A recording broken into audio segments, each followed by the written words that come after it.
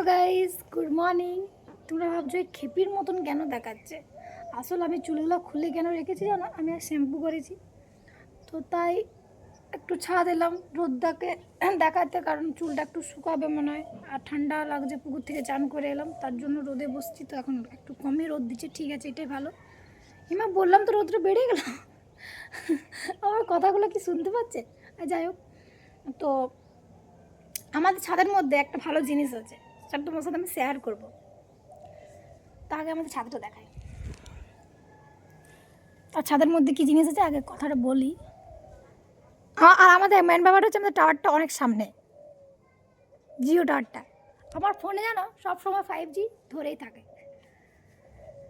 তো মেন জিনিস হচ্ছে যেটা বললাম আমি, আমাদের ঘরের মধ্যে আগনা বা উঠান নেই, আমাদের বারান্দা আছে। তো বারান্দাতে তোমার তুলসী মন্দির নেই, তার জন্য আমরা একদমই ছাদে করেছি।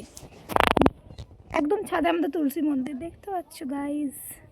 তো গাইস, কাদা কাদা ঘরে এরকম আছে, ছাদের মধ্যে তুলসী মন্দির গাইস, কমেন্ট করে জানাও। তো বাই।